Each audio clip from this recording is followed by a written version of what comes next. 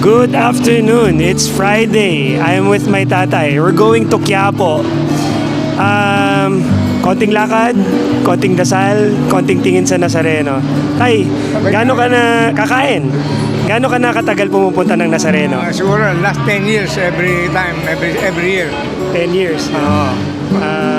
Ano mga pinagdadasal mo pag pumupunta ka? Of course, health muna, good health. Tapos yung pamilya, lahat sila,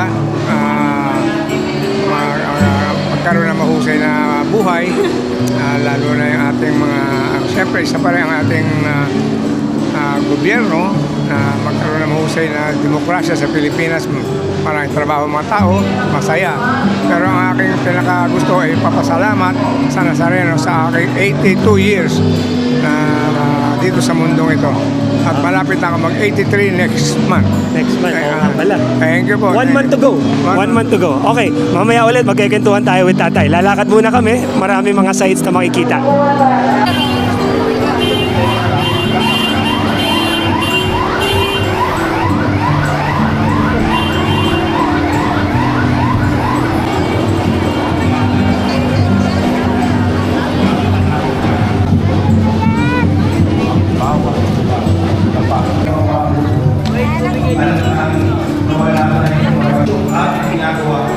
Kundi sa bawat araw ng ating buhay, ang pamumuhay.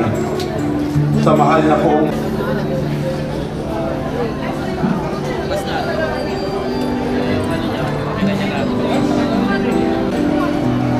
Pares. Pares ka? Sarap.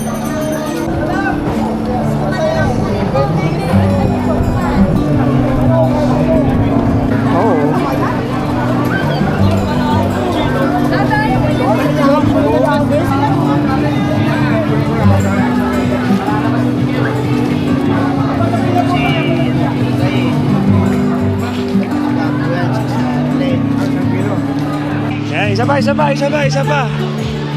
Kaway, yan.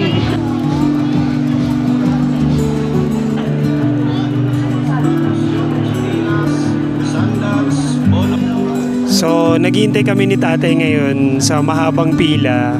Susubukan namin kung kaya namin pumunta sa loob ng simbahan. So, habang naghihintay, meron tayong konting kwentuhan kay tatay. Hello. So, tay, Hello. nung nasa edad, nung sa edad ko noon, mga 40s mo, ano yung mga bagay na parang worried ka? Worried ako. Yung mga 40s ka. Kasi 40s na ako. Siyempre, Anong naiisip mo nun? health muna, ang importante. Wala nga, marami kang healthy. Kasi lalo na may pamilya, di ba? Yan, pamilya at saka yung trabaho. Mahirap yung hindi ka healthy. Number one, yan. Health ang number one. Health ang number one.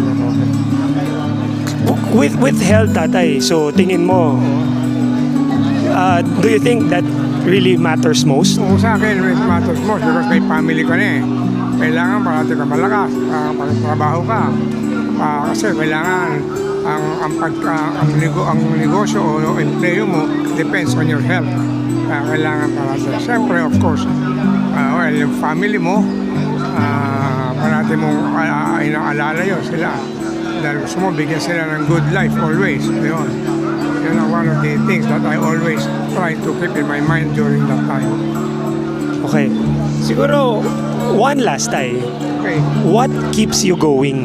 Siyempre, the Lord is number one. Number two, yung upbringing ko.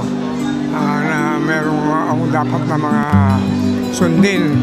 Especially, I always look into the welfare of the family. Gusto ko na pag dumating ang panahon, wala na ako, ano naman sila, established na sila. So, one last time. Ano naman masasabi mo sa mga nanonood? Anong parang pinaka-tip mo sa mga ating nanonood? Ang tip ko sa mga nanonood, gawin nyo ay inyo magagawa. So wala, sa health ninyo, sa pamilya nyo, at saka sa Panginoon. Thanks, Tatay. Marami pa tayong makikita, marami pa tayong dadaanan. So, abang-abang lang. It's always been something special spending time with Tatay. No big plans, no long conversation, sometimes just being there, sharing the same space, the same moments. Life gets busy and we don't always slow down enough to notice these things.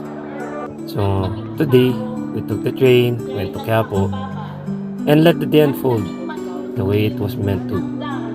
I still remember when my daddy Turing, my lolo, used to bring me here. Back then, I was just following along, not fully understanding why it mattered. And now I'm here again, this time with Tatay beside me, watching him move through the crowd, seeing the way he prays, the way he reflects.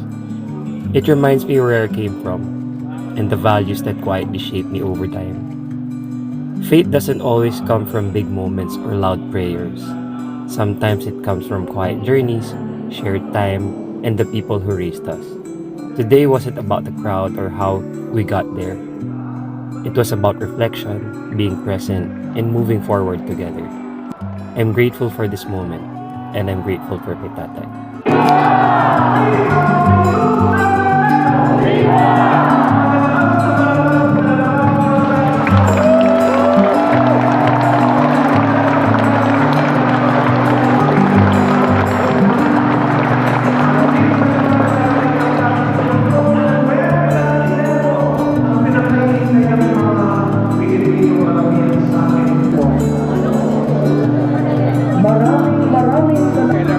Oo nga, babalik tayo dito.